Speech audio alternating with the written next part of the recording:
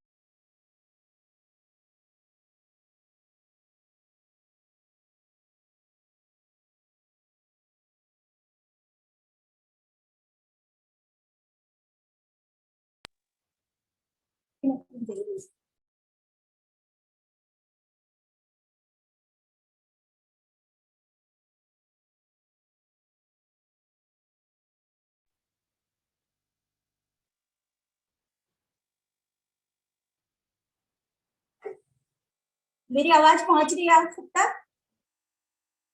मेरी आवाज पहुंच रही है? Hello. Yes, ma'am. You are audible, ma'am. Yes, ma'am. Yes, ma'am. ओम अस्तु मा सद्गमाय तमसो मा ज्योतिर्गमाय मृत्योर्मामृतमगमाय गमाय गमाय। परिवार धरा के संस्कार, परिवार धरा के संस्कार, परिवार चमत्कार के है आधार। परिवार से ही होता है हमको जीवन का साक्षात्कार। परिवार से ही होता है हमको जीवन का साक्षात्कार। परिवार सभ्यता के उद्गम, परिवार सभ्यता के उद्गम, परिवार राष्ट्र के कर्णधार। परिवार प्राण है संस्कृतियों के, परिवार प्राण है संस्कृतियों के। परिवार से ही सदा, परिवार से ही सदाचार। महाविद्यालय के संरक्षक संगोष्ठी इस वेबिनार के अध्यक्ष प्राचार्य महोदय, मुख्य वक्ता प्रोफेसर इंदु भूषण महापात्रा सर, समस्त महाविद्यालय परिवार के सदस्य, समस्त शिक्षक वृंद, शिक्षार्थी वृंद तथा मिशन शक्ति विशेष अभियान 2022 के समस्त सम्मानित सदस्य वृंद, आज हम सभी मिशन शक्ति विशेष अभियान 2022 की शासकीय कार्य योजना के अनुपालन में अंतरराष्ट्रीय परिवार दिवस के अवसर पर बदलते परिवेश में परिवार की भूमिका एवं दायित्व विषयक वेबिनार में इस अंतरजालीय आभासीय ई संगोष्ठी में प्रतिभागिता हेतु इस आभासीय पटल पर आभासीय सभागार में उपस्थित हुए हैं, संलग्न हुए हैं। मैं डॉक्टर सुनीता जायसवाल, विभागाध्यक्ष संस्कृत, संयोजिका एवं संचालिका मिशन शक्ति विशेष अभियान 2022 आप सभी का हार्दिक स्वागत करती हूँ, आत्मीय अभिनंदन करती हूँ, नमन करती हूँ, वंदन करती हूँ। राष्ट्र की सबसे छोटी इकाई परिवार का सदस्य होने के नाते मैं आप सभी को अंतरराष्ट्रीय परिवार दिवस की हार्दिक बधाई देती हूँ, शुभकामनाएं प्रेषित करती हूँ। 15 मई को संयुक्त राष्ट्र संघ के मुख्यालय और संपूर्ण विश्व में अंतरराष्ट्रीय परिवार दिवस के रूप में मनाया जाता है। वर्ष 1993 से संयुक्त राष्ट्र महासभा ने आधिकारिक तौर पर इस दिन को 15 मई को अंतरराष्ट्रीय परिवार दिवस के रूप में घोषित किया था। क्यों घोषित किया था, क्या कारण था, क्यों इस दिन को चुना, मकसद क्या था?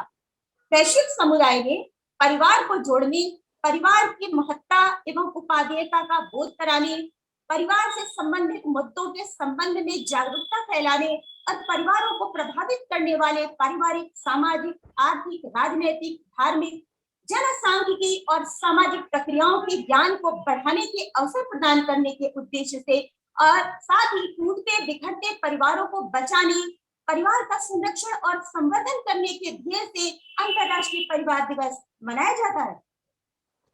राष्ट्र की लघुतम किंतु महत्वपूर्ण इकाई परिवार है।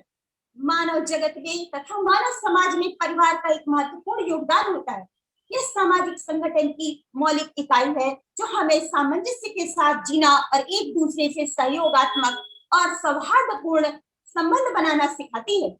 प्रत्येक मनुष्य किसी न किसी परिवार का सदस्य होता है। प्रत्येक मनुष्य किसी न किसी परिवार का सदस्य होता है और परिवार से अलग होकर मनुष्य के अस्तित्व की कल्पना भी नहीं की जा सकती। हमारी संस्कृति और सभ्यता कितने ही परिवर्तनों को स्वीकार करके अपने को परिवर्तित करके परिष्कृत कर ले, किंतु परिवार रूपी संस्था के अस्तित्व पर कोई भी आंच नहीं आने दिया। परिवार बने और बनकर भले ही टूटे हों, लेकिन उनके अस्तित्व को नकारा नहीं जा सकता। परिवार के स्वरूप में परिवर्तन आया और उसके मूल्यों में भी परिवर्तन आया, लेकिन उसके अस्तित्व पर, परिवार के अस्तित्व पर कहीं से भी कोई प्रश्न चिन्ह नहीं लगाया जा सकता। मेरा ऐसा मानना है। हम चाहे जितने भी आधुनिक विचारधारा में पल रहे हों, जीवन व्यतीत कर रहे हों, लेकिन अंत में हमें अपने संबंधों को विवाह संस्कार से जोड़कर तथा परिवार रूपी संस्था में परिवर्तित करने के बाद ही संतुष्टि का अनुभव होता है। हमारे संबंधों की प्रामाणिकता तभी सिद्ध होती है। इसे ही सही मायने में हम परिवार कहते हैं। यही हमारे संबंधों की प्रामाणिकता का मूल आधार है। अथर्ववेद में परिवार की कल्पना करते हुए अथर्व अंगिरस ऋषि कहते हैं, अनुव्रतः पितुः पुत्रो मात्रा भवतु सम्मना चाया पत्ते मधुमती मवाचम वदतु शांतिमाम। अर्थात जहाँ पिता के प्रति पुत्र निष्ठावान हो, माता के साथ पुत्र का एक समान मन बना हो, अर्थात विचार वैचारिक स्तर समान हो, समान मन वाले हो, पति पत्नी में मधुर तथा कोमल वाणी एक दूसरे के प्रति संप्रेषित करते हो, कोमल वाणी में विचार विनिमय करते हो, उसे आदर्श परिवार की संज्ञा से अधिक किया है। और ये उस समय की परिभाषा जो ऋषि मुनि ने दी वैदिक पीरियड में, वो आज के वर्तमान संदर्भों में चरितार्थ हो रही है, प्रासंगिक हो रही है। परिवार कुछ लोगों के साथ रहने से नहीं बन जाता। इसमें रिश्तों की एक मजबूत डोर होती है, सहयोग के अटूट बंधन होते हैं, एक दूसरे की सुरक्षा के वादे और इरादे होते हैं। हमारा ये फर्ज है कि हम रिश्तों की गरिमा को बनाए रखें। हमारी भारतीय परंपरा, भारतीय संस्कृति और सभ्यता में पारिवारिक एकता पर सदैव बल दिया गया है। जब पति पत्नी के रूप में विवाहित लोग यौन संबंधों से उत्पन्न संतान और उनका पालन पोषण करते हैं, तो वही परिवार कहलाता है। मैंने आपको जो परिभाषा दी है, वैदिक पीरियड की परिभाषा, ऋषि मुनियों द्वारा जो परिभाषा, जो परिवार की जो एक अवधारणा थी, जो संकल्पना थी, जो उसका कॉन्सेप्ट था, वो तो बताया। साथ में हम आपको जो आधुनिक समाज शास्त्री है वो क्या कहते हैं वो भी मैं बताना चाहूंगी। मैकाइवर पेज कहते हैं कि परिवार लिंग संबंधों के आधार पर बच्चों की उत्पत्ति और पालन पोषण करने योग्य अत्यंत एवं स्थायी समूह है। अकबर्न और निम्फॉफ के अनुसार जब परिवार की कल्पना करते हैं तो हम इसमें बच्चों सहित पति पत्नी के स्थायी संबंधों को चित्रित करते हैं।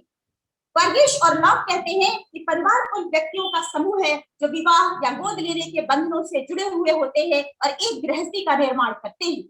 जुकरमैन के शब्दों में एक परिवार पुरुष, स्त्री और उसके बच्चों को मिलाकर बनता है और कभी कभी एक या अधिक विवाहित पुरुषों को भी उसमें सम्मिलित किया जाता है। इस प्रकार से परिवार वह समूह है जो स्त्री और पुरुष के लिंग संबंधों के परिणाम स्वरूप उत्पन्न संतानों को मिलाकर बनता है। यह प्राकृतिक परिवार की परिभाषा मानी जाती है। विभिन्न संस्कृतियों में इस प्राकृतिक समूह के साथ अन्य कुछ सदस्य और जैसे कि गोद ले लिया जाता है या रक्त संबंधी होते हैं, रक्त के निकट संबंधी होते हैं, वो भी उस फैमिली में इंक्लूड किए जाते हैं। अब प्रश्न उठता है कि कितने प्रकार के ये परिवार हो सकते हैं। परिवार में अलग अलग टाइप्स है, अलग अलग उसके भेद किए गए हैं। उसका क्राइटेरिया जैसे सत्ता के आधार पर, वंश के आधार पर, स्थान के आधार पर, विवाह के आधार पर और परिवार के सदस्यों की संख्या के आधार पर। तो सत्ता के आधार पर जैसे पितृसत्तात्मक परिवार, मातृसत्तात्मक परिवार, वंश के आधार पर जैसे मातृवंशात्मक परिवार, पितृवंशात्मक परिवार, विवाह के आधार पर जैसे एक विवाह परिवार, बहुविवाह परिवार, बहुपति परिवार, बहुपत्नी परिवार। इसी प्रकार से सदस्यों की संख्या के आधार पर जो परिवार का विभाजन है वो आज के दौर में रिलेवेंट हो रहा है, वो ज्यादा दिखाई देते हैं। और साथ ही पितृसत्तात्मक परिवार, उसमें एकाकी परिवार और संयुक्त परिवार, एकाकी परिवार में पति पत्नी और उनके बच्चे होते हैं, और जो संयुक्त परिवार होता है वो 2-3 पीढ़ियों तक के उसमें परिवार सम्मिलित होते हैं। तो ये इस तरह से परिवार का जो है विभाजन हम समाज में देखते हैं, समाज शास्त्रियों द्वारा इस तरह से समाज का विभाजन किया गया। परिवार का जो वैशिष्ट्य जो हमें देखने को मिला, मैंने जो देखा वो मेरे हिसाब से हमने देखा कि उसमें एक सार्वभौमिकता होती है। परिवार नाम की संस्था जो होती है वो सार्वभौमिक होती है। पारिवारिक संगठन न केवल मनुष्य में अपितु हमें पशु पक्षियों में भी देखने को मिलता है, इसलिए हम उसको सार्वभौमिक कहते हैं। परिवार मानव की अनेक स्वाभाविक मूल प्रवृत्तियों, भावनाओं और संवेदनाओं पर आधारित होता है, यानी कि उसका आधार जो होता है, उसका जो बेस होता है वो भावनात्मक होता है। परिवार का आकार सीमित होता है, क्यों होता है? क्योंकि उसका सदस्य वही व्यक्ति हो सकता है जो परिवार में पैदा हुआ हो या विवाह के द्वारा या गोद लेने से उसमें सम्मिलित हुआ हो, तो वही वो परिवार का सदस्य कहलाता है। इसलिए उसको हमने कहा कि ये सीमित होता है। परिवार की सामाजिक ढांचे में केंद्रीय स्थिति होती है, यह सामाजिक संगठन की प्रमुख इकाई है। संपूर्ण सामाजिक ढांचा परिवार पर आधारित है। परिवार से ही अन्य सामाजिक संगठनों का विकास होता है। परिवार के द्वारा मनुष्य का सामाजिकरण होता है। परिवार मनुष्य की प्रथम पाठशाला है। परिवार में सदस्यों का उत्तरदायित्व सबसे ज्यादा होता है, क्यों होता है? क्योंकि परिवार जो होता है वो प्राथमिक समूह होता है, इसलिए उसके सदस्यों का उत्तरदायित्व मुझे लगता है कि ज्यादा होता है। सबसे पहले हमें वहीं से काम स्टार्ट करना होता है। कोई भी काम होगा, कहते हैं charity begins from the home. परिवार सबसे बड़ी बात जो हमने महसूस की और हम देखते भी है कि परिवार के द्वारा सामाजिक नियंत्रण का कार्य भी होता है। आप कहेंगे कैसे होता है? बहुत बड़ी बात है कि कहीं कोई पुलिस कोर्ट कचहरी नहीं है, फिर भी परिवार उसको नियंत्रित कर रहा है। वो अनैतिक संबंधों को नियंत्रित कर देता है, विवाह रूपी संस्था में परिवर्तित करके दो स्त्री पुरुष के संबंधों को, और अन्य भी कई रूपों में वो नियंत्रित करता है। वो हमारे मुख्य वक्ता बताएंगे, क्योंकि ये मेरा विषय प्रवर्तन है, मैं बस आपको एक झलकी सी दे रही हूँ। तो परिवार की और एक और चीज हमने देखी कि परिवार की जो प्रकृति होती है वो स्थायी भी होती है और अस्थायी भी होती है। परिवार समिति के रूप में अस्थायी है और संस्था के रूप में जो है वो अस्थायी है। स्थायी है, संस्था के रूप में वो स्थायी होता है क्योंकि संस्था जीवित रहती है, केवल सदस्य उसके परिवर्तित होते हैं। और समिति के रूप में वो अस्थायी है। जैसे दो पति पत्नी मिलकर एक समिति का निर्माण करते हैं, तो उसमें क्या होता है, कभी कोई एक्सपायर कर गया तो फिर वो ऐसी स्थिति में वो फिर स्टेबल नहीं रही, उसको फिर हम अस्थायी कहते हैं। अब प्रश्न उठता है कि परिवार की भूमिका क्या होती है, क्या ड्यूटीज होती हैं? तो परिवार जो है प्राणी शास्त्रीय, शारीरिक संरक्षण, आर्थिक, सामाजिक, राजनीतिक, मनोरंजनात्मक, सांस्कृतिक, मनोवैज्ञानिक आदि कार्यों को संपादित करता है। इसके अतिरिक्त वो जो हमारे परिवार में जो बड़े बूढ़े बुजुर्ग लोग होते हैं वो अपने अनुभवों का हस्तांतरण करते हैं। साथ ही समाज में हमें पद, प्रतिष्ठा और पहचान, जो हमारी पद है, हमारी जो प्रतिष्ठा है, जो हमारी आइडेंटिटी है, वो हमारा परिवार ही तय करता है, वो फैमिली से ही डिफाइन होती है। और परिवार जो है सामाजिक नियंत्रण में परिवार की बहुत महत्वपूर्ण भूमिका होती है, इसको नकारा नहीं जा सकता। परिवार समाज की महत्वपूर्ण इकाई है। आज अनेक संघ एवं संस्थाएं परिवार के कार्यों को ग्रहण कर रहे हैं, परंतु किसी भी रूप में, किसी समाज में परिवार के अस्तित्व को जो बनाया हुआ है, वो परिवार का जो अस्तित्व है वो बना है और बना रहेगा, उसके अस्तित्व को हम नकार नहीं सकते। विश्व परिवार दिवस अभी मानव जाति के लिए एक बहुत ही महत्वपूर्ण दिवस है, क्योंकि यह आधुनिक काल के लोगों के मध्य उनके प्रति जागरूकता पैदा कर रहा है परिवार के महत्व को बताने में। और जैसे जैसे लोग इन दिनों स्वतंत्र और एकांत और एकाकी जीवन शैली की दिशा की ओर अग्रसर हो रहे हैं, वो शनय शनय परिवार की इस महत्वपूर्ण अद्वितीय संस्था से दूर होते जा रहे हैं, जिसे हम परिवार शब्द से अभिहित करते हैं। वर्तमान समय में बदलते परिवेश में परिवार की भूमिका और दायित्व को जानने, समझने, उसका चिंतन मनन करने, परिवार के सदस्य होने के नाते अपने उत्तरदायित्वों और कर्तव्यों का जिम्मेदारी के साथ, निष्ठा पूर्वक, कर्तव्य निष्ठा के साथ, सत्य निष्ठा के साथ, लगन और त्याग के साथ, समर्पण भाव से निर्वहन करते हुए टूटते बिखरते हुए परिवार को बचाने, परिवार का संरक्षण संवर्धन करने तथा परिवार के अस्तित्व को पुनः गरिमा और महिमा मंडित करने उन्हें पुनः प्रतिष्ठित करने की महती आवश्यकता है। परिवार की महत्ता, उपादेयता एवं अस्तित्व की सार्थकता जो है वो सार्वकालिक है, सार्वदेशिक है, सार्वभौमिक है। परिवार सदा उम्मीदों को ऊंची उड़ान दे देते हैं। परिवार सदा उम्मीदों को ऊंची उड़ान दे देते हैं। जीवन में हर मुसीबत का स्थायी समाधान दे देते हैं। परिवार प्यास में गंगा और यमुना की धार बना करते हैं। परिवार प्यास में गंगा और यमुना की धार बना करते हैं। बीच भंवर में नाव फंसे तो ये पतवार बना करते हैं, तो ये पतवार बना करते हैं। और मैं आपको एक बात और बताना चाहूंगी कि हमारे समाज में बहुत सी संस्थाएं हैं, बनती जा रही हैं, बहुत सी समितियां बनती जा रही हैं, लेकिन कोई भी संस्था, कोई भी समिति ऐसी नहीं है जो परिवार के कार्य को कर सके। जो भी कार्य परिवार करता है उसका कोई रिप्लेसमेंट नहीं है, यानी कि परिवार का कोई रिप्लेसमेंट नहीं है, परिवार का कोई सब्स्टिट्यूट नहीं है, परिवार का कोई विकल्प नहीं है, परिवार का कोई रिप्लेसमेंट नहीं है। इतना महत्वपूर्ण जो है ये संस्था है, परिवारों की संस्था है। तो मैं अब आज चूंकि ये अंतरराष्ट्रीय परिवार दिवस है, तो आज अंतरराष्ट्रीय परिवार दिवस के अवसर पर बदलते परिवेश में परिवार की क्या भूमिका है, क्या भूमिका होनी चाहिए, उसका दायित्व क्या है और क्या होना चाहिए, इस विषय पर हमें विस्तार से हमारा ज्ञानवर्धन करने के लिए हमने अपने इस जूम ऐप से प्रोफेसर इंदु भूषण महापात्रा सर को जोड़ा है, जो कि एसोसिएट प्रोफेसर और विभागाध्यक्ष है समाजशास्त्र, राजकीय महाविद्यालय बिलासपुर रामपुर। आपका जन्म 12 मार्च सन 1962 में उड़ीसा के कटक शहर में हुआ था। दिल्ली स्थित जवाहरलाल नेहरू जेएनयू से आपने एमए, एमफिल, यूजीसी, नेट और जेआरएफ की परीक्षा उत्तीर्ण की। उत्तर प्रदेश लोक सेवा आयोग द्वारा चयनित होने के पश्चात वर्ष 1990 में राजकीय महाविद्यालय द्वाराहाट अल्मोड़ा में प्रवक्ता समाजशास्त्र के पद पर आपने अध्यापन किया। इसके पश्चात एमबीपीजी कॉलेज हल्द्वानी नैनीताल में आपने अपनी सेवाएं प्रदान की। वर्ष 1999 से 2014 तक यानी कि 15 वर्षों तक राजकीय महिला स्नातकोत्तर महाविद्यालय यानी कि हमारे ही महाविद्यालय, आज हमने सर को एमिनेंट स्पीकर के रूप में इनवाइट किया है और I am proud of you sir. और ये आपका बायोडाटा पढ़ते हुए फक्र से मेरा सर ऊंचा हो रहा है कि 15 वर्षों तक आपने हमारे महाविद्यालय में सेवाएं दी, एक विभाग अध्यक्ष समाजशास्त्र पद को सुशोभित किया। अपने उक्त अवधि में आपने 2 राष्ट्रीय सेमिनारों का आयोजन भी किया। साथ ही आपने IQAC और नैक प्रभारी के रूप में 2012 में महाविद्यालय का सफलतापूर्वक नैक द्वारा मूल्यांकन संपादित कराया। वर्ष 2018 से अद्यतन राजकीय महाविद्यालय बिलासपुर रामपुर में आप कार्यरत हैं।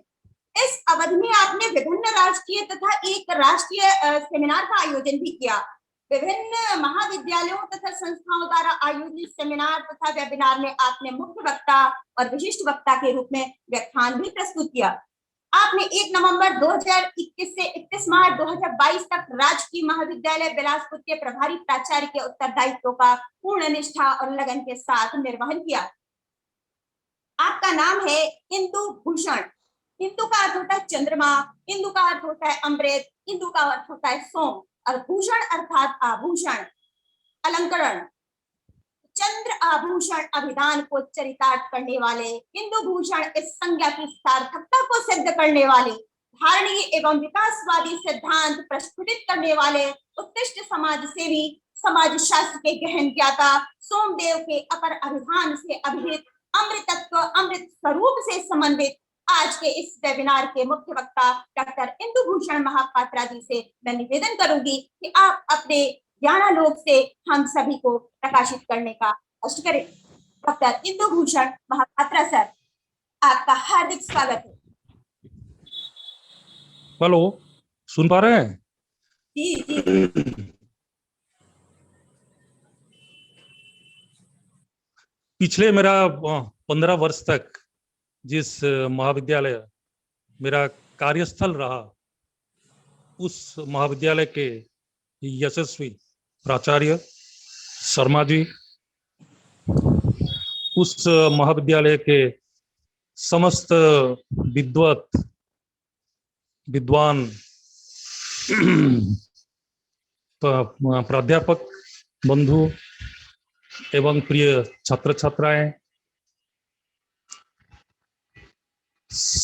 संस्कृत के किसी विदुषी के द्वारा आपका अगर इंट्रोडक्शन हो तो वास्तविकता से ज्यादा वर्णन के द्वारा हम बहुत प्रफुल्लित हैं।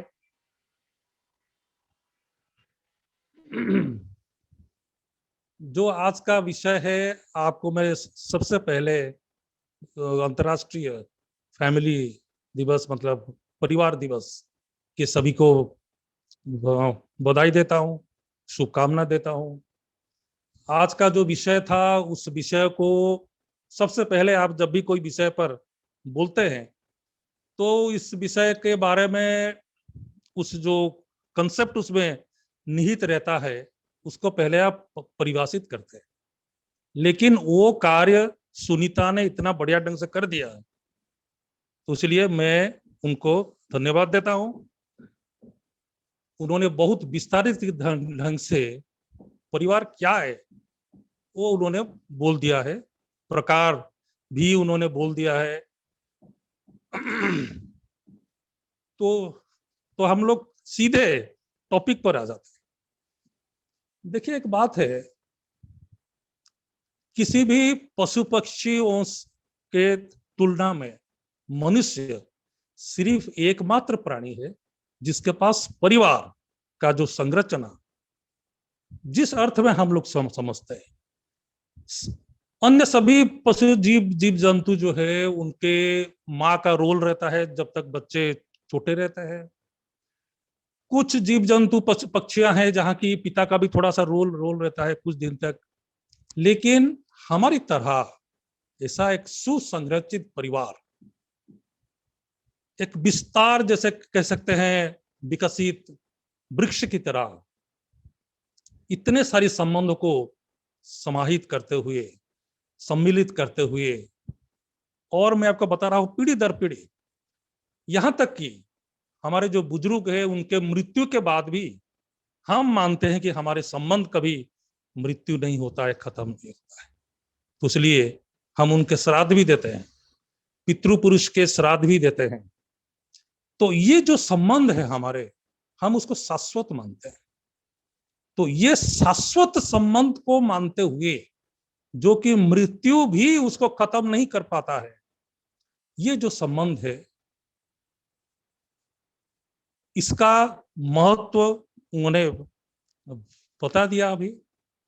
क्योंकि हमारा मनुष्य का जो बच्चा होता है वो सबसे ज्यादा समय लेता है सामाजिकरण के लिए, समाज के लायक, देश के लायक बनने के लिए। मेरे ख्याल से अन्य सभी जीव जंतु की तुलना में हम लंबा समय लेते हैं। और ये जो कार्य होता है, एक हम कह सकते हैं कि ऑर्गेनिज्म के रूप में एक बच्चा का जब जन्म होता है, उसको एक सामाजिक प्राणी बनाने का जो लंबी प्रक्रिया है, वो प्रक्रिया जो है हमारे परिवार करता है। इसके बाद जब हम विशेष करके आज का जो टॉपिक भी जैसे है, हम भारतीय कॉन्टेक्स्ट को आते हैं।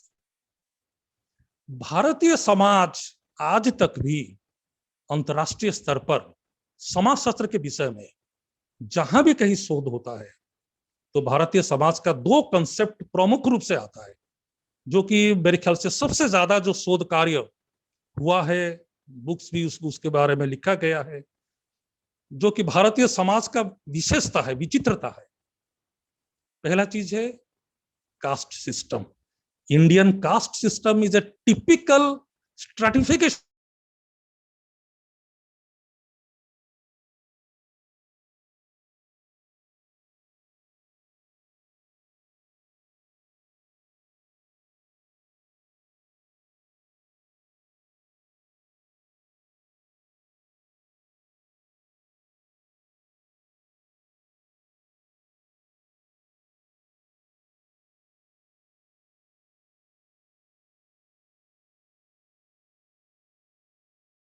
पराकाष्ठा पर था। उस समय जो है, उस समय से लेकर के आज तक हिंदू सभ्यता का जो आधारशिला रहा है, मुख्य हमारे जो धर्म ग्रंथ हम जिसको मानते हैं, रामायण और महाभारत, ये दोनों ही परिवार की कहानी है, परिवार पर आधारित है। परिवार का एक आदर्श मानदंड, एक स्वरूप प्रस्तुत करता है। रामायण को अगर आप लेते हैं, जहां के आप देखते हैं कि एक राजा जो कि एक रात्रि के बाद शपथ ग्रहण जो है उनको गद्दी पर बैठना था, लेकिन सिर्फ अपने पिता के दिए गए वचन को पालन करने के लिए उन्होंने जो है राजगद्दी को छोड़ करके वन को चले जाते हैं, जंगल को चले जाते हैं, लेकिन उनके साथ भी परिवार जाता है, उनके पत्नी जाती है, उनके भाई भी जाते हैं, शादीशुदा भाई।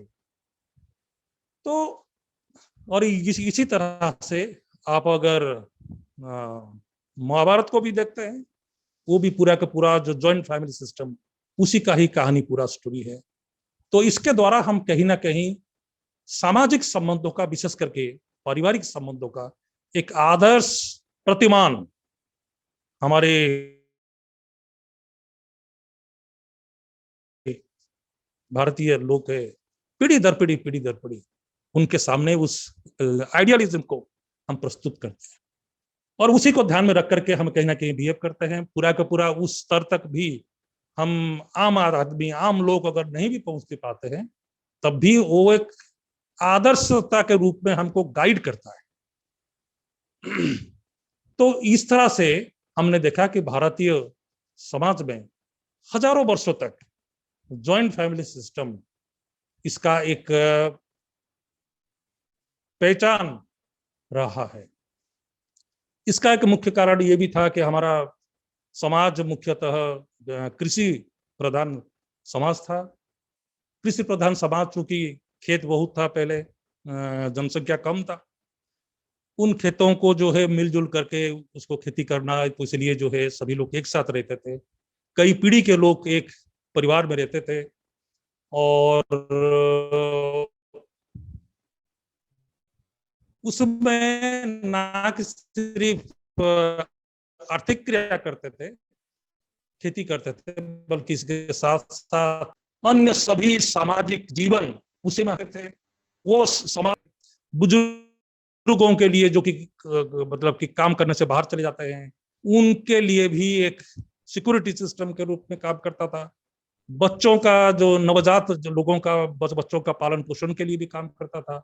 इस तरह से जो है जॉइंट फैमिली सिस्टम, आप सभी जानते हैं कि हजारों वर्षों तक भारतीय समाज का जो कैरेक्टरिस्टिक्स रहा है, वो जॉइंट फैमिली सिस्टम इस तरह से रहा।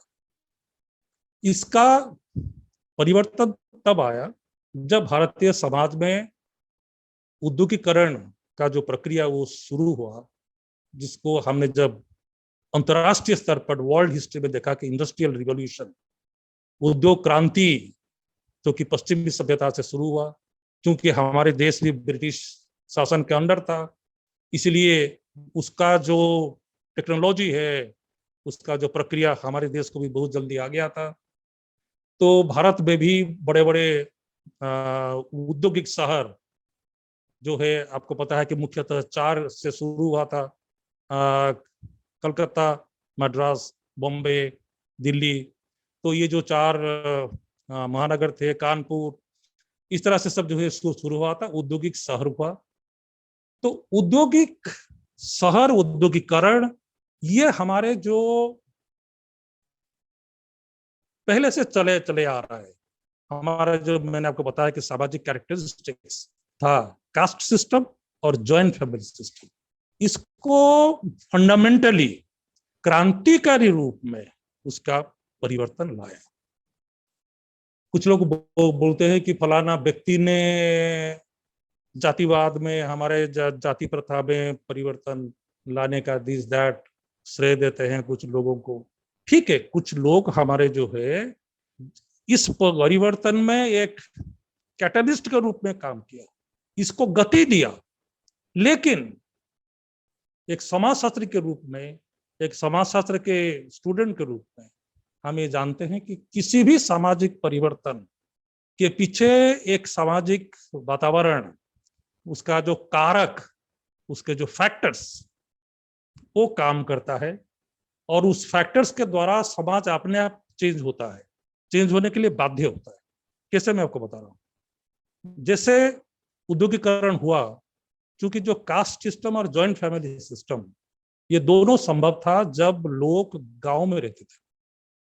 क्योंकि कास्ट सिस्टम पीढ़ी दर पीढ़ी था, कास्ट सिस्टम, कास्ट का जो पहचान किसी व्यक्ति का था, वो चूंकि उसी गांव में पीढ़ी दर पीढ़ी रहता था, उस गांव में हो या आसपास की 4-5 गांवों में, मतलब 10-12 गांवों में उसका पहचान था, इसलिए उस जाति को मेंटेन करना संभव था।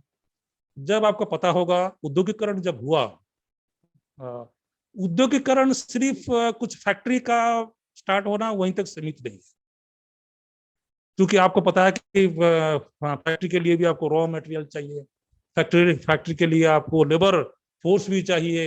ये सभी के लिए आप सबको पता है कि भारत में उसी समय, जिस समय उद्योगीकरण हुआ, उसी के पैरेलल जो है यातायात की जो टेक्नोलॉजी, विशेष करके रेलवे सिस्टम और मोटर गाड़ी सिस्टम टेक्नोलॉजी, ये भी भारत में इंट्रोड्यूस हुआ।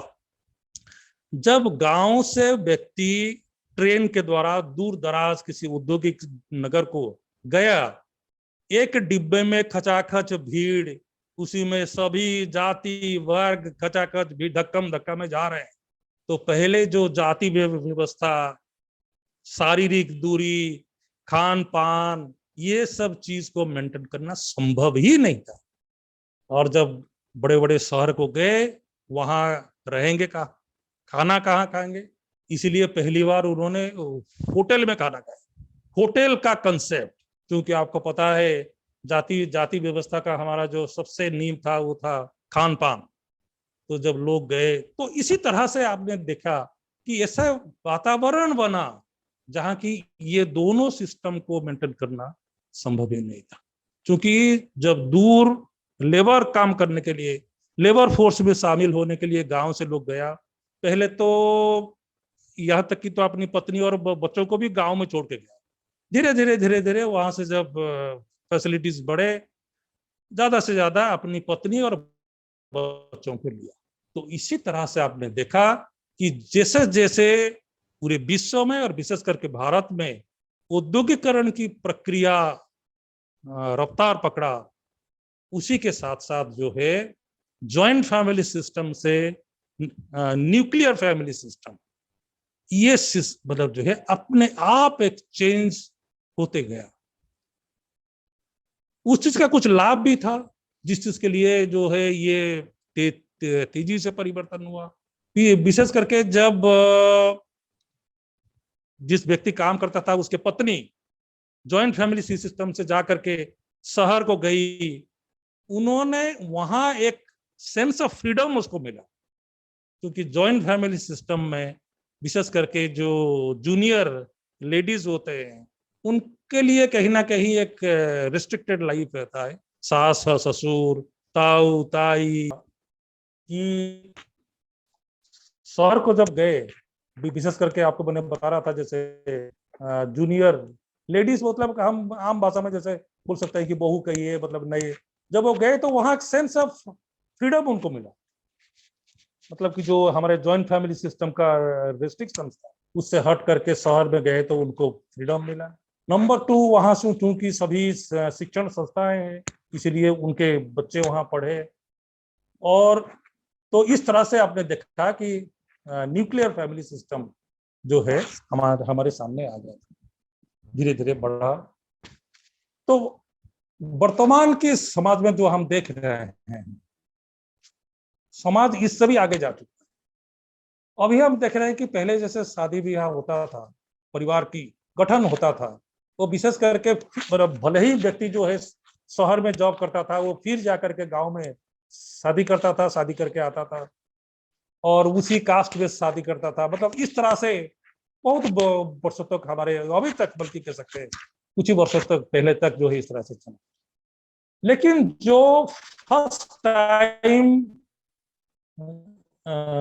माइग्रेंट्स थे, उनके जब बच्चे शहर में जन्म लिए, वही पढ़े लिखे, तो उनके अंदर क्या क्या हुआ कि वो जो sense of caste, sense of अपनी सामाजिक वातावरण वो इतना स्ट्रांगली नहीं रहा। धीरे धीरे वो जहां कार्य करने लगे, और अभी जो स्थिति हम लोग देख रहे हैं कि बहुत सारी बच्चे हमारे इंग्लिश मीडियम स्कूल में पढ़ते हैं,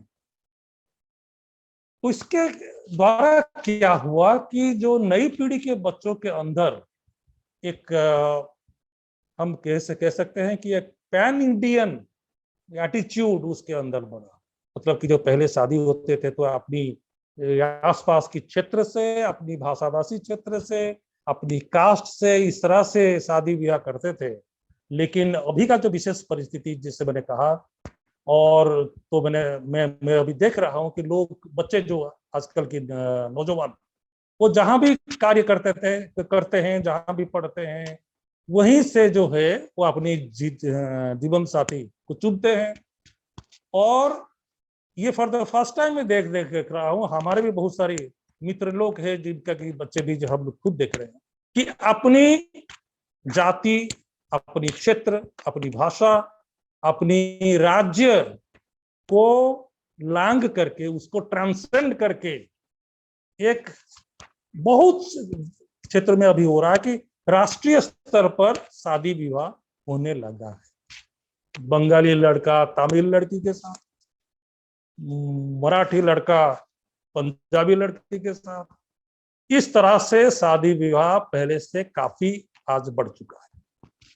यहीं तक सिर्फ नहीं, बल्कि हम कह सकते हैं कि कुछ हमारे सामने कुछ शादियां हो रहे हैं जो कि एकदम एक फर्स्ट जनरेशन इस तरह से केसेस शायद होता है कि अंतर्राष्ट्रीय स्तर पर, इंटरनेशनल लेवल पर भी मैरिजेस जो है बढ़ रहा है। और अभी तो हमारा एक मित्र है जिनका मित्र का एक बेटा का जब कुछ बेटी का बेटा का कुछ दिन पहले शादी हुआ था, वो थोड़ा सा इंटरकास्ट मैरिज था, ब्राह्मण लड़की ठाकुर लड़की, इस तरह से शादी हुआ था। तो लोगों ने तब भी चर्चा कर रहे थे। अभी हमने देखा कि उनके बच्चे जो है किसी अन्य देश, वेस्टर्न कंट्री के लड़के के साथ उनका अभी मैरिज होने वाला है।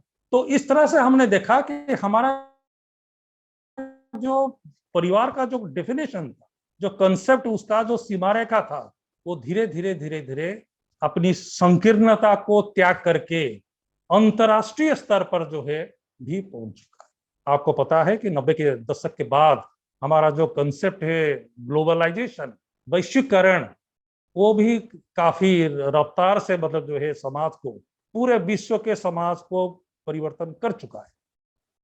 उसका मुख्य कारण भी हमारा रहा है टेक्नोलॉजी, मास कम्युनिकेशन।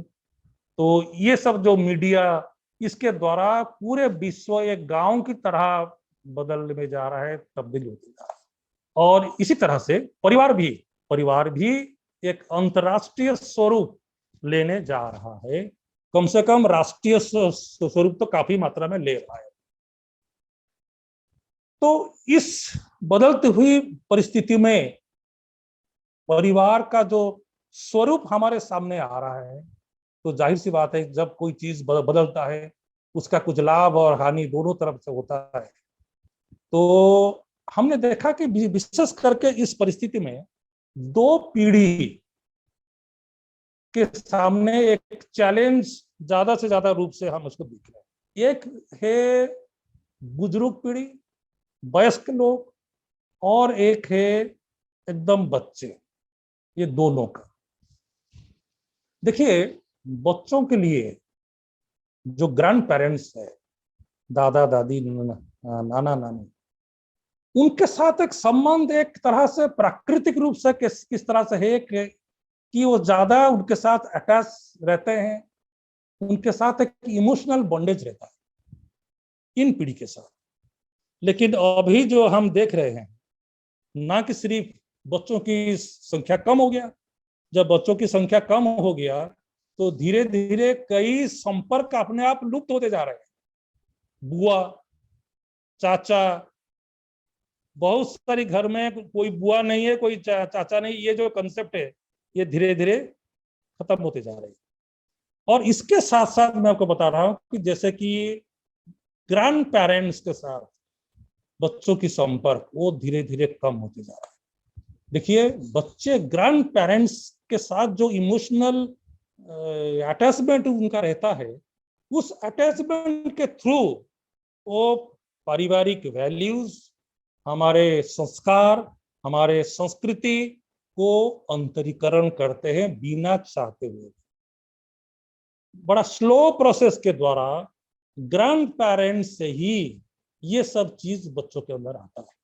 तो जब ग्रैंड पेरेंट्स के साथ संपर्क खत्म हो गया, तो आजकल जैसे मैंने आपको बताया कि न्यूक्लियर फैमिली शहरी समाज में रहते हैं, जहाँ की पेरेंट्स दोनों काम करते हैं, कामकाजी दोनों है।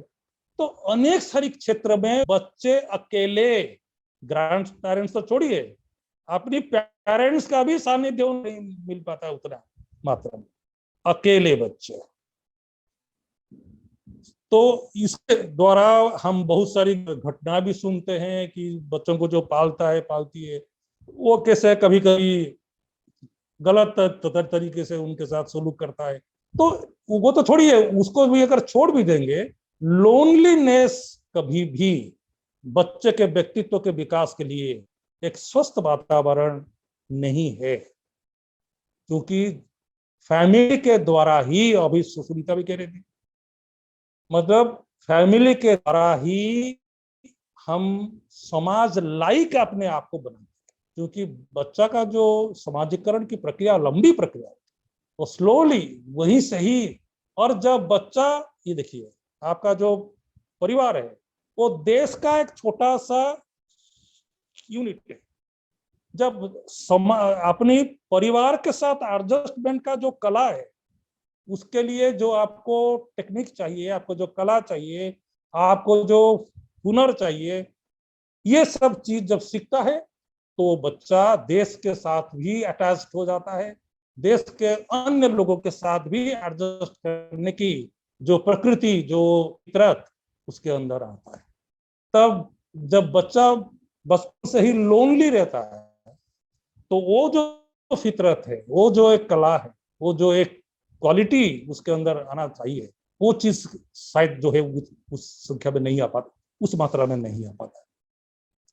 अन्य क्षेत्र उसका उल्टा भी अगर आप लेते हैं, ये भी एक प्राकृतिक चीज है कि एक उम्र के बाद हमारे जो बुजुर्ग है, वो भी अपने जो छोटे बच्चे, जो अपनी परिवार के जो ग्रैंड चिल्ड्रन है, उनकी एक चाहत उनका मतलब होता है, मतलब उनके साथ समय भी बिताने का उनका अच्छा लगता है। तो ये भी एक प्राकृतिक बॉन्डेज है। तो वो भी आजकल की परिस्थिति में हम क्या देखते हैं, शहरी समाज में ठीक है, गांव में अगर कोई नहीं है देखभाल करने वाला, पिता माता को वहां ले लेते हैं, शहर को ले लेते हैं। तो शहर को तो लिए, लेकिन जो है भाई, जब ग्रैंड पेरेंट्स गाँव में रहते थे, उनका समाज था, लेकिन उस समाज से वो कट ऑफ हो गए, शहर को जा रहे हैं, जहाँ की उनका कोई पहचान नहीं है, कुछ नहीं है। वो भी एक चार दीवारी में, बंधन में जो है उसमें सीमित रह जाते हैं। तो इस तरह से बुजुर्गों का भी जो है, और बहुत सारी पेरेंट्स वहां भी शहर भी नहीं जा पाते हैं, क्योंकि उनके बच्चों के पास समय भी नहीं होता है कि उनके लिए समय, इसीलिए वो जहाँ रहते हैं, चाहे गांव में हो, स्मॉल टाउन में हो, वहां रहते हैं, लेकिन लोनली रहते। तो इसलिए आज आप देख रहे होंगे, रामपुर की तरह शहर में जाइए, किसी भी स्मॉल टाउन को जाइए, आप देखेंगे सिर्फ पेरेंट्स रहते हैं, घर है बहुत बड़ा सा, सिर्फ पेरेंट्स रहते हैं, बच्चे सब बाहर है। तो ये जो परिस्थिति है, इस परिस्थिति में कहीं ना कहीं एक लोनलीनेस, तो हमारा एक, मैं आपको बता रहा हूँ मेरे पर्सनल एक्सपीरियंस से, हमारा एक परिवार के बुजुर्ग थे, मतलब जो है कहीं रहते थे, तो मैं उनके पास बहुत वर्षों के पास गया। मैंने बोला कि और आप कैसे हैं, मौसम अच्छा। उन्होंने मुझे स्पष्ट कह दिया कि कुछ नहीं, डिप्रेशन है बस। क्यों? वही उन्होंने कहा कि जब कोई पास में नहीं है, कोई बच्चे पास में नहीं है, इतना बड़ा घर है, हम रह रहे हैं दोनों, तो इसमें क्या होगा।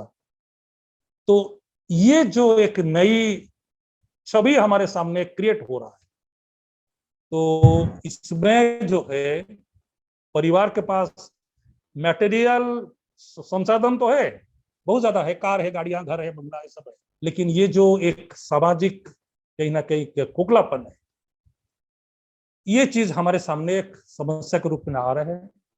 विशेष करके हमने देख रहे हैं कि नई कंसेप्ट भारत में, जबकि कभी ये चीज नहीं था, वृद्धाश्रम। बहुत सारी बुजुर्ग जो है उनको वृद्धाश्रम में भी छोड़ के आते हैं। वहां की स्थिति और भी ज्यादा गंभीर है, क्योंकि वहां जो है उनका लोनलीनेस सबसे ज्यादा जो खलता है, सबसे ज्यादा जो उनको कष्ट देता है वो लोनलीनेस है। और इस तरफ मैं एक बार आपको मैं बता रहा हूँ, आज से करीब 10-15 साल पहले मैं ट्रेन से आ रहा था, छुट्टी के बाद मैं घर से आ रहा था, कटक से इस तरफ आ रहा था, तो मेरे सामने एक मेरा जो सीट था ट्रेन में, उसके सामने बैठे थे, वो फौज में थे, आर्मी में थे, दोनों थे। एक बच्ची उनका था, 4-5 साल का एक बच्ची थी। जैसे ही ट्रेन मतलब जो है कुछ देर तक आया, वो बच्ची जो है नाना के पास चलेंगे, नाना के पास चलेंगे, नाना के पास चलेंगे। तो उनके पेरेंट्स उनको खूब खूब सोया, अरे भाई तुमको स्कूल में पढ़ना है, तुम्हारा परीक्षाएं है, तुम्हारे फ्रेंड्स है वहां, दिस दैट। वो कुछ नहीं सुन रही थी, नाना के पास चलेंगे। तो आप देखिए, मैं जब उसको देख रहा था, धीरे धीरे उस बच्ची को उनका पेरेंट्स जो है डांटने लगे, वो रोने लगी, लेकिन उसके मुंह से नहीं गया कि नाना के पास चलेंगे। This is the emotional need of a child, जिससे कि वो वंचित हो रहा है। तो ये जो सिनारियो हमारे पास आता है, कभी भी एक बच्चा जो कि जॉइंट फैमिली सिस्टम में रहेगा, जो कि इस तरह से स्नेह प्रेम की वातावरण में रहेगा, वो कभी शायद आतंकवादी नहीं बन सकता है, वो कभी गलत कार्य नहीं कर सकता है, क्योंकि उसके अंदर एक प्रेम भावना जब आता है, अन्य के प्रति एक प्रेम आता है, वो कभी उसके प्रति कोई हानि नहीं पहुंचा। ये हमारी भारतीय व्यवस्था की विशेषता थी, खासियत थी। प्रेम बुजुर्गों से वो सीखता था, वो अपने आप आ जाता। तो इसलिए ये जो हमारे साथ, हमारे सामने ये जो नई सिनारियो की पैदा हो रहा है धीरे धीरे, जो है इसमें इस चीज की कमी जो है कहीं ना कहीं हम देखते हैं। हाँ, इसके घर में भी हम देखते हैं कि बच्चे किस तरह से लोनली है। एक बात है, कुछ समाजशास्त्र ये मानते हैं कि जब पहले पहले ये चीज शुरू हुआ था, मतलब कि ये न्यूक्लियर फैमिली सिस्टम, माइग्रेशन, ये सब शुरू हुआ था, तो हम मानते थे कि joint family was not there in structural form, but it was there in spirit. मतलब कि स्पिरिट में था, भले ही वो लोग शहर में थे, लेकिन शादी विवाह, पूजा पाठ या इस तरह से कोई कार्य में वो लोग शहर से गांव जाते थे, फिर जॉइंट फैमिली पार्टिसिपेट होता था, मतलब संपर्क में था। तो इसलिए मैं मानता हूं कि वो जो कम से कम इन स्पिरिट, उस चीज को बरकरार रखना, क्योंकि हम जानते हैं वर्तमान की औद्योगिक शहरीय परिस्थिति में जॉइंट फैमिली में रहना सभी के लिए संभव नहीं है, लेकिन अगर नहीं भी है, कम से कम इन स्पिरिट जो है हमार, वो संबंध को बनाए रखना हम सभी के लिए, विशेष करके नई पीढ़ी के लिए बहुत ही आवश्यक एक वरदान, एक ब्लेसिंग्स के रूप में जो है काम करता है। हमारे पास टेक्नोलॉजी भी आजकल है, हमारे पास फोन है, हम वीडियो कॉल भी कर सकते हैं, हमारे पास अनलिमिटेड कॉल फैसिलिटी है, इंटरनेशनल कॉल भी हम लोकल कॉल की रेट में आज हम कर सकते हैं। तो इस चीज को यूटिलाइज करके, यूज करके, ये जो जॉइंट फैमिली का जो स्पिरिट है, फिजिकल फॉर्म में, स्ट्रक्चरल फॉर्म में भी अगर हम नहीं मेंटेन करते हैं, कम से कम इन स्पिरिट हम इसको मेंटेन रखना चाहिए। विशेष करके हमारे जो बच्चों के लिए और बुजुर्गों के लिए, और बच्चे अगर स्वस्थ होंगे तो हमारे भविष्य की जो समाज, वही बच्चे हैं, इसलिए पूरा समाज जो है स्वस्थ रहेगा। एकाकी बच्चा जो है वो कभी भी हम इसको वांछित नहीं मान सकते हैं। बुजुर्गों के साथ उनका जो इमोशनल बॉन्डिंग, वो चीज एक स्वस्थ व्यक्तित्व को बनाने में सहायक सिद्ध होता है। इस चीज को हम सभी को ध्यान देना चाहिए। बच्चों के प्रति सेंसिटिव होना चाहिए, उनके इमोशनल नीड के प्रति हम सेंसिटिव होना चाहिए, तभी जाकर के हमारा एक स्वस्थ समाज और स्वस्थ देश का गठन हो सकता है। इसीलिए परिवार का महत्व को बताना, इसका कोई भाषा नहीं है, ऐसा कोई भाषा नहीं है जिसके द्वारा हम उसको संपूर्ण रूप से वर्णन कर सकते हैं, क्योंकि उसका जो फंक्शन है, उसका जो महत्व है, ये भाषा से भी परे है, बहुत ही महत्वपूर्ण है। इसलिए इस चीज को ध्यान में रखते हुए हम उसको एक पवित्र बंधन के रूप में पीढ़ी दर पीढ़ी मेंटेन करना चाहिए। हमारे बच्चों को उस संस्कार को हस्तांतरित करना चाहिए। बच्चों को चाचा चाची मतलब जितने सारी संपर्क, उनके साथ समय समय पर फिजिकली आमने सामने की संपर्क मेंटेन करना चाहिए।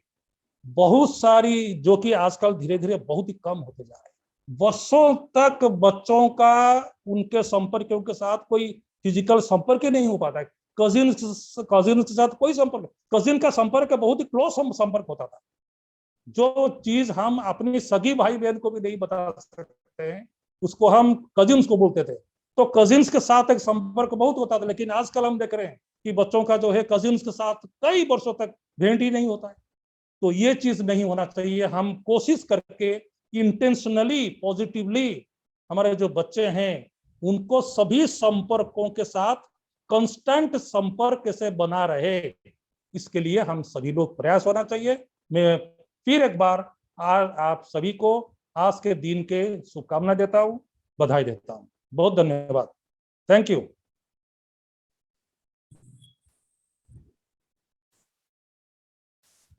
बहुत बहुत धन्यवाद सर, महापात्रा सर। आज आपने इतने महत्वपूर्ण विषय पर हम सभी का ज्ञानवर्धन किया।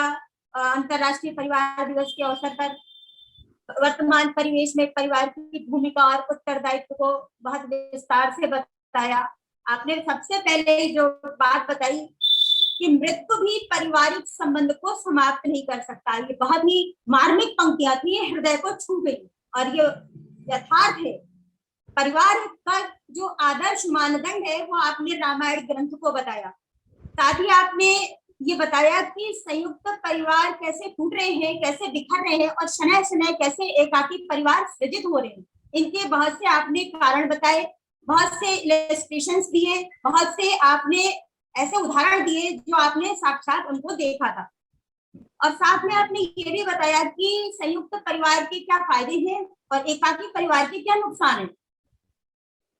आपने ये बताया कि न केवल भारतवर्ष में अपितु पाश्चात्य देशों में भी परिवार का कॉन्सेप्ट बदलता हुआ दिख रहा है। वर्तमान में वैश्वीकरण के युग में संकीर्णता के कारण संकीर्णता को त्याग कर व्यापक स्तर पर परिवार का स्वरूप जो है वो अंतरराष्ट्रीय स्वरूप को ले रहा है और जाति धर्म वर्ण संप्रदाय का जो भेदभाव है वो अंतर जातीय विवाह के कारण शनय शनय समाप्त होता जा रहा है।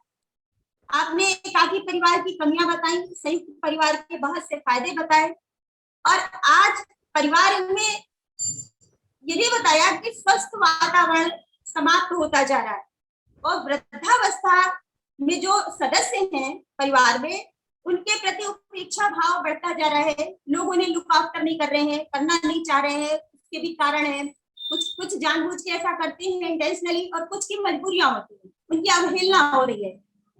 हमारे परिवारों में प्रेम भाव, परस्पर सौहार्द, संवेदनाएं, भावनाएं समाप्त होती जा रही है, जो कि बहुत ही चिंतनीय, सोचनीय, विचारणीय स्थिति है। साथ ही संयुक्त परिवार के स्वरूप को, ये जो अंत में सर ने बहुत ही महत्वपूर्ण बात बताई कि जो संयुक्त परिवार का जो स्वरूप था, या जब लाइट ऑन कर दी, संयुक्त परिवार का जो स्वरूप था, संयुक्त परिवार के स्वरूप को हम लेकर के नहीं चल सकते। तो बड़े परिवार के स्वरूप को भौतिक रूप में हम नहीं वहन कर सकते, लेकिन क्या हम उसकी स्पिरिट को तो साथ में रख सकते हैं। जो उस संयुक्त परिवार की स्पिरिट थी, जो उसकी भावना थी, जो उसकी अच्छाइयां थी, उसको हम अपने साथ लेकर के चल सकते हैं और हम अपने भविष्य को उज्जवल बना सकते हैं, संपूर्ण न केवल भारतवर्ष का, न केवल पारिवारिक स्तर पर अपने बच्चों का भविष्य उज्जवल बना सकते हैं, उनका कल्याण कर सकते हैं, बल्कि संपूर्ण विश्व का कल्याण संभव हो सकता है यदि संयुक्त परिवार की स्पिरिट को, अच्छी स्पिरिट है, उसको हम साथ लेकर चलें, उसको हम आत्मसात करें, उसको हम अपनाएं और उसको व्यवहारिक स्वरूप प्रदान करें। बहुत बहुत धन्यवाद सर, आपने इस महत्वपूर्ण समसामयिक प्रासंगिक विषय पर, इस विचार बिंदु पर बहुत ही गहन, विस्तृत, उच्च स्तरीय जानकारी दी, प्रामाणिक जानकारी दी, बहुत से उदाहरणों के द्वारा, दृष्टांतों के द्वारा हम लोगों को समझाया। बहुत ही शोधपरक था, ज्ञानवर्धक था, सारगर्भित व्याख्यान था। हम इतदर्थ आपका हृदय से आभार व्यक्त करते हैं, धन्यवाद ज्ञापित करते हैं। और सबसे बड़ी बात, आज सर आप 10 बजे से 11 बजे से आप व्याख्यान दे रहे हैं और आज का संडे जो है पूरे परिवार के लिए ही समर्पित हो गया है। आपने अपने महाविद्यालय परिवार को समय दिया, साथ में एक दूसरे परिवार जिसके कभी आप पहले सदस्य थे और आज भी हम आपको अपना सदस्य मानते हैं। आपने संडे का दिन, बहुत ही व्यस्तता होती है, बहुत से काम होती है पेंडिंग, वो सारे को त्याग कर आपने हमें अपना महत्वपूर्ण समय दिया, इसके लिए हम आभारी हैं। और कल के लिए क्षमा प्रार्थी है सर, कल जो हम आपने समय दिया था वो वो हम संपादित नहीं कर पाए, उस जूम मीटिंग को स्थगित करना पड़ा किन्हीं कारणों से, तो उसके लिए हम क्षमा प्रार्थी हैं। और आज आपने हमें इतना अपना इम्पोर्टेंट वक्त दिया, ये आपके सोने का टाइम था, आफ्टर लंच वाला टाइम था, तो मुझे लगा कि सर सो गए होंगे, फिर मैंने आपको कॉल करके उठाया और मैंने आपकी नींद डिस्टर्ब की, इसके लिए भी I am very sorry sir. और पुनः आपका हम बहुत बहुत धन्यवाद करते हैं। बहुत अच्छा लगा, आपने एक नया कॉन्सेप्ट दिया है, नई बात बताई, वरना लोग बस ये कहते थे कि अब तो इतनी जो है न्यूक्लियर फैमिली हो रही है, इतनी जगह नहीं रह गई है, कितने बड़े बड़े मकान बने, सब लोग साथ एक साथ चले, एक साथ रहे और एक चूल्हा जले, साझा चूल्हा जले। तो आपने कितना बढ़िया उसकी रेमेडी बताई, कितना बढ़िया आपने उसकी जो है एक उपाय बताया कि हम उसकी स्पिरिट को तो साथ लेके चल सकते हैं, उसकी भावना को साथ लेके चल। बहुत बहुत धन्यवाद सर। कार्यक्रम को आगे बढ़ाते हुए मैं प्रिंसिपल साहब जुड़े हुए हैं, प्रिंसिपल साहब जुड़े हैं? हाँ मैं जुड़ा हुआ हूँ मैडम। हाँ सर, आवाज आ रही है मेरी? हाँ सर, महाविद्यालय के संरक्षक, संस्कृत विभाग एवं संस्कृत परिषद के संरक्षक, साथ ही महिला शक्ति सशक्तिकरण के महिला मिशन के संरक्षक और आज की इस वेबिनार के अध्यक्ष, भौतिक विज्ञान के गहन ज्ञाता, आज की इस प्रसार व्याख्यानमाला की कार्यक्रम की अध्यक्षता कर रहे प्रोफेसर डॉक्टर अतुल शर्मा जी से मैं निवेदन करूंगी कि आप अपने अध्यक्षीय चिंतन को वाणी का स्वरूप प्रदान कर अपने अध्यक्षीय उद्बोधन से हम सभी को कृतार्थ करें। डॉक्टर अतुल शर्मा महाभागा, अपने पन की बगिया है खुशहाली का द्वार। सर को मैं चंद पंक्तियों से आमंत्रित करना चाहूंगी। अपने पन की बगिया है खुशहाली का द्वार, जीवन भर की पूंजी है एक सुखी परिवार, जीवन भर की पूंजी है एक सुखी परिवार। आओ करें कामना ऐसी, आओ करें कामना ऐसी, बिखरे ना कोई परिवार, मिलजुल कर सब साथ रहें, हर दिन हो जाए त्योहार, हर दिन हो जाए त्योहार। Principal sir. हाँ धन्यवाद मैडम सुनीता जी। और आज चूंकि हम सब यहाँ इकट्ठे हुए हैं परिवार की बात करने के लिए ही, तो मैं परिवार शब्द से शुरुआत करूंगा।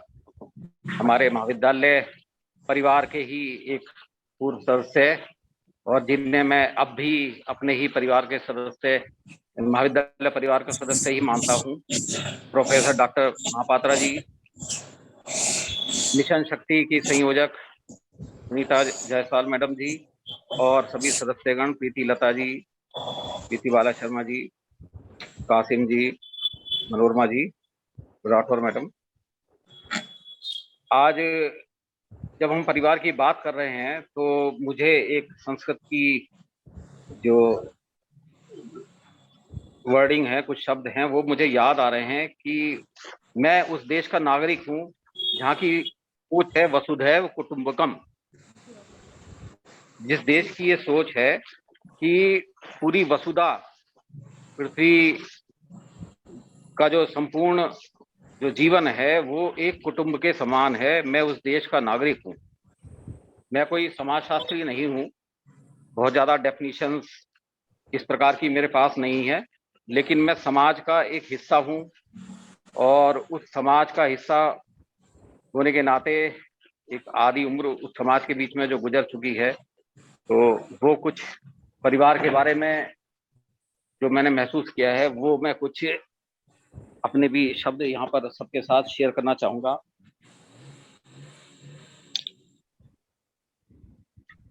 मेरा ये मानना है कि परिवार जो है वो एक सोच है, आदमी की अंदर एक सोच है परिवार।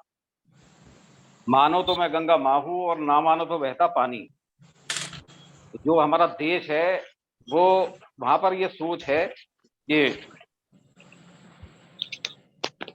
इवन जो हमारी निर्जीव चीजें हैं उन्हें भी हम माता के रूप में सम्मान देते हैं। गाय माता, धरती माता, नदी गंगा माता के समान, पेड़ पौधे, औषधियां हरड़ बरेड़ आंवला, ये सब, इसमें औषधियों के बारे में भी जो हमारे जो ग्रंथ लिखे गए हैं उनमें भी लिखा हुआ है, ये एक माँ के समान रक्षा करती हैं।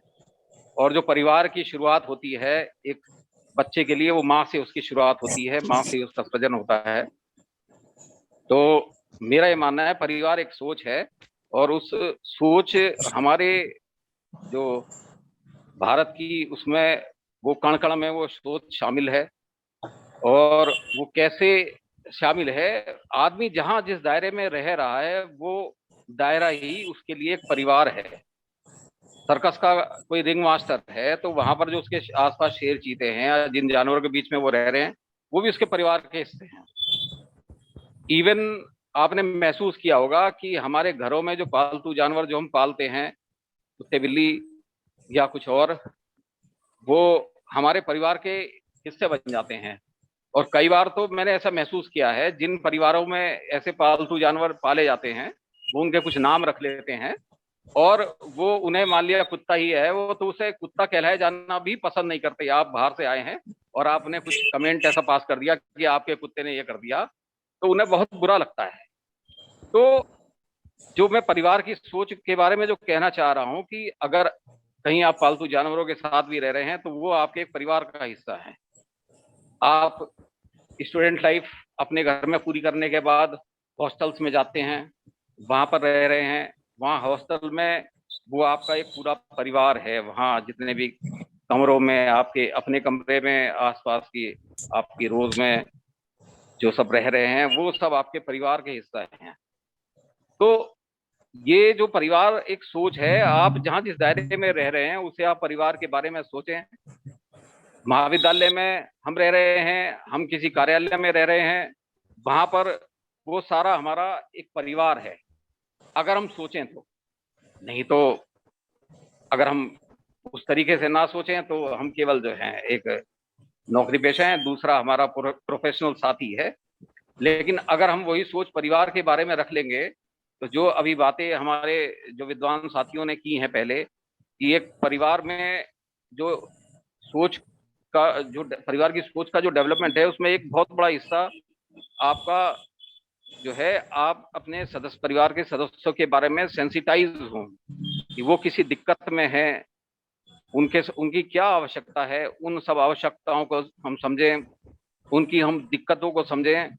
तो वो जो परिवार का जो आत्मिक तौर पर एक भावनात्मक तौर पर जो जुड़ाव होता है वो बनता है। नहीं तो केवल एक प्रोफेशनल संबंध ही रह जाते हैं।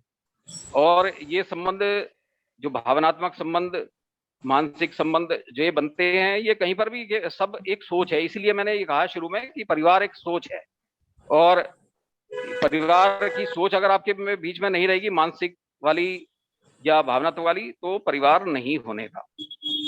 तो जो कुछ थोड़ा बहुत मैंने समझा अपने जीवन में वो ये है कि जो परिवार को जोड़े रखने के लिए जो कुछ जरूरी चीजें हैं वो आपकी जो है कटु वाणी का प्रयोग ना करें। आपके लिए जो है दूसरों के प्रति त्याग की भावना होनी चाहिए, सहयोग की भावना होनी चाहिए, रिश्तों की गरिमा होनी चाहिए। तो तभी जो है वो परिवार टिक पाते हैं। कटुवाणी विशेष तौर पे मैं यहाँ पर कहना चाहूंगा, आज हम जिस दायरे में रह रहे हैं वहां पर एक छोटा बच्चा भी उम्मीद करता है कि मुझे घर में उतना ही सम्मान मिले जो मेरे बाबा को मिल रहा है। ये सोच हमारे बच्चे की है, तो फिर जो ये सम्मान की जो भावना है वो हर एक आदमी महसूस करता है, तो वो सम्मान हम सबको दें, चाहे वो जिस भी स्तर का है, तो वो परिवार चल पाएगा। तो मैं समझता हूँ आज इस अंतर्राष्ट्रीय परिवार दिवस पर जब हम इकट्ठे हुए हैं और परिवार की बातें कर रहे हैं, तो हमें ये सोचना पड़ेगा कि परिवार की क्या आवश्यकता है। मैं या मेरे और बहुत सारे साथी जो नौकरियों के लिए या पढ़ाई के लिए बहुत समय बाहर रहे हैं, जब परिवार की आवश्यकता का एहसास तब होता है जब आप किसी दिक्कत में फंसते हैं, आप कहीं शारीरिक तौर पे आप बीमार पड़ जाते हैं, कहीं डिप्रेशन में होते हैं, आपको पैसे की आवश्यकता पड़ जाती है। ये सारी चीजें जब होती हैं तब आपको एहसास होता है कि परिवार क्या है। कहीं ना कहीं से वो परिवार आपके लिए कुछ ना कुछ इंतजाम करता है, अगर वो रक्त संबंध है। और जो मैंने दूसरी बात कही, परिवार एक सोच है, उस सोच के अनुसार जहां आप जिस दायरे में रह रहे हैं वहां पर आप अपने आसपास के रहने वालों को, अपने मोहल्ले के लोग हो सकते हैं, अपने हॉस्टल के लोग हो सकते हैं, आपके कार्यालय के लोग हो सकते हैं, वो सब अगर आप में एक सोच है तो आप उन्हें एक परिवार का हिस्सा बना सकते हैं। तो मैं समझता हूँ जो मेरा छोटा सा अनुभव है इसके बारे में, परिवार के बारे में, वो मैंने आप सबके साथ अपने विषय शेयर किए हैं। हम आज जो ये न्यूक्लियर फैमिलीज की तरफ बढ़ रहे हैं, वापस से वही आवश्यकता फिर से आ रही है कि कहीं ना कहीं कुछ ना कुछ परिवार में ज्वाइंट रहे, ये आवश्यकता बड़ी महसूस की जा रही है। अकेलापन आदमी में विभिन्न प्रकार की मानसिक बीमारियों को जन्म देता है। जब आदमी अशक्त होने लगता है तब उसे एहसास होता है कि मैं जो है अब किसी काबिल नहीं रहा, मुझे सहयोग चाहिए। तब उसमें जैसे जैसे उम्र बढ़ती है तब उसे एहसास होता है कि साहब परिवार क्या है। अब व्यक्तिगत तौर पे मैं कहूँगा, गत वर्ष जब मेरा भी स्वास्थ्य वहाँ रामपुर में रहते हुए काफी ज्यादा खराब हुआ, तब मुझे ये एहसास हुआ उस वक्त कि मैं परिवार से अलग दूर यहाँ पर हूँ। बाकी सब महाविद्यालय परिवार में सबने मेरी अपने स्तर से पूरा मुझे सहयोग दिया। तो ये उदाहरण मैंने इसलिए दिया था कि जब आप विषम परिस्थितियों में होते हैं तब आपको एहसास होता है कि परिवार क्या है। तो मैं समझता हूँ हम सब परिवार की आवश्यकताओं को समझें, परिवार के सदस्यों की आवश्यकताओं को समझें और उसके अनुरूप हम कार्य करें। तो जो ये हमारे भारत की सोच है वसुधैव कुटुंबकम वाली, ये सार्थक होगी। और ये वसुधैव कुटुंबकम वाली बात अगर सभी देश भी आपस में समझने लगे तो आज जो जहाँ कहीं जो युद्ध हो रहे हैं रूस यूक्रेन के या कहीं और कुछ जो है लड़ाई झगड़े देशों के जो होने वाले हैं, शायद वो ना हो। तो इन्हीं शब्दों के साथ आप सबको अंतर्राष्ट्रीय परिवार दिवस की बहुत बहुत शुभकामनाएं। धन्यवाद।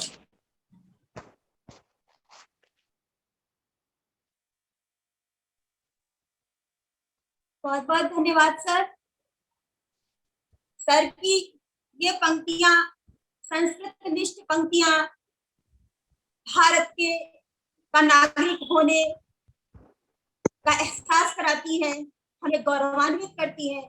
वसुधैव कुटुंबकम से ही सर ने अपने वक्तव्य का शुभारंभ किया और सर ने इस बात पर जोर दिया, मुझे इस बात का गर्व है मैं उस देश का नागरिक हूँ जहाँ वसुधैव कुटुंबकम की भावना थी, वसुधैव कुटुंबकम की अवधारणा थी और उसको चरितार्थ करते हुए कहा कि जहाँ ये भारतवर्ष वो देश है जहाँ संपूर्ण वसुधा को ही कुटुंब माना गया था, संपूर्ण वसुधा को ही परिवार माना गया था। अब आप सोचिए कि कितनी बड़ी बात सर ने कही है कि पूरे विश्व को जहाँ पर परिवार माना गया कॉन्सेप्ट था, तो अब जो संयुक्त परिवार है वो तो 2 या 3 पीढ़ी के उसमें सदस्य होते हैं, उतने में ही आफत आ गई, उतने में नहीं निभा पा रहे लोग। और यहाँ उस वैदिक पीरियड में ये कॉन्सेप्ट था कि पूरे वसुधा को, संपूर्ण वसुधा को, संपूर्ण विश्व को वसुधैव कुटुंबकम की जो अवधारणा दी थी। तो कितना डिटोरिएशन हुआ है, कितना ह्रास हुआ है हमारी सोच में, हमारी मानसिकता में, हमारे अंदर अब सहन शक्ति नहीं रह गई है। साथ में सबने ये भी बात बताई कि परिवार एक सोच है, घूम फिर के बात वही आती है, सोच ही हमारी परिवर्तित होगी, सोच हमारी विस्तृत नहीं हो रही, हम संकीर्ण होते जा रहे हैं। केवल सोच से नहीं, परिवार से भी, भौतिक रूप से भी हम संकीर्ण होते जा रहे हैं, सिमटते जा रहे हैं, हर चीज पोर्टेबल होती जा रही है। केवल घर ही नहीं, हमारी सोच भी पोर्टेबल होती जा रही है। हम शॉर्टकट में हर चीज जो है हासिल करना चाहते हैं। तो ये चीज बहुत ही हम सबके लिए अभी तो हम किसी तरह से हम देख ही रहे हैं उसका प्रभाव, आगे जाके इसका बहुत ही हमें खामियाजा भुगतना पड़ेगा। परिवार एक सोच है, परिवार एक भावना है। बहुत ही अच्छी सर ने ओरिजिनल डेफिनेशन दिया सर ने।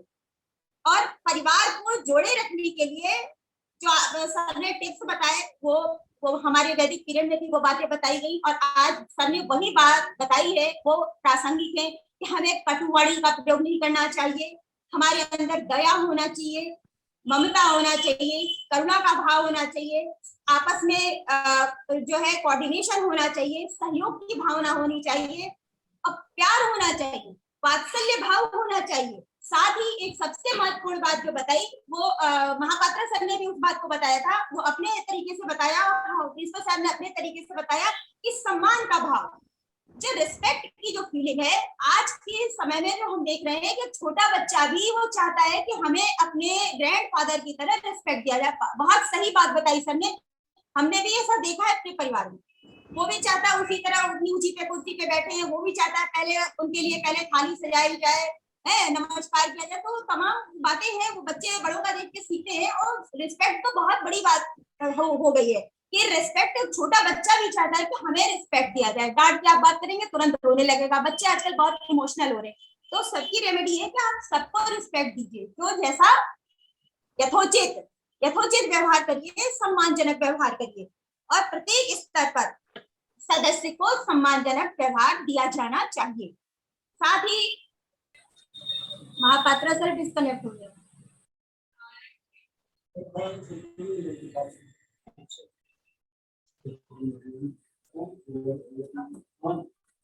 मैं प्रिंसिपल साहब का बहुत बहुत धन्यवाद करना चाहूंगी कि उनकी प्रेरणा से, उनके कुशल मार्गदर्शन और निर्देशन में यह वेबिनार जो है आज संभव हो सकी, इसको हम करा सके, संपूर्ति इसकी हुई सफलतापूर्वक। एक तदर्थ हम आपके आभारी हैं। साथ में मैं महापात्रा सर की भी आभारी हूँ, ये प्रति भी कृतज्ञता ज्ञापित करती हूँ कि आपने रविवार के दिन समय दिया और अति श्रम साध्य चिंतन मनन और ज्ञान राशि को विकीर्ण करके हम सभी को लाभान्वित किया, अपने ज्ञानालोक से हम सभी को प्रकाशित किया। साथ ही मैं समस्त सम्मानित शिक्षक वृंद को धन्यवाद देती हूँ जिन्होंने अपनी गरिमामयी उपस्थिति से इस प्रसार व्याख्यान को, इस बौद्धिक उपक्रम को गरिमामयी स्वरूप प्रदान किया। तदर्थ मैं सबका धन्यवाद ज्ञापित करती हूँ। साथ ही मैं जो छात्राएं जुड़ी थी उन छात्राओं का भी धन्यवाद करती हूँ कि उन्होंने अपना महत्वपूर्ण एग्जाम का समय चल रहा है, उस महत्वपूर्ण समय में एकाग्रचित होकर ध्यान मग्न होकर के इस ज्ञानवर्धक व्याख्यान को सुना, अपना ज्ञानवर्धन किया। पुनः आप सभी का हार्दिक आभार और धन्यवाद करती हूँ। और मैं कार्यक्रम के समापन की घोषणा करने से पहले यही कहूंगी, न मंजिल है कोई न कोई कारवां है, न मंजिल है कोई न कोई कारवां है, बढ़े चले जा रहे हैं रुकेंगे कहाँ, बढ़े चले जा रहे हैं रुकेंगे कहाँ, हम भागते रहे माया के लिए हर जगह, हम भागते रहे माया के लिए हर जगह, सुख जो परिवार में है वो मिलेगा कहाँ, सुख जो परिवार में है वो मिलेगा कहाँ। इन्हीं पंक्तियों के साथ मैं अपनी वाणी को विराम देती हूँ और इस आभासीय वेबिनार को के समापन की घोषणा करती हूँ। धन्यवाद।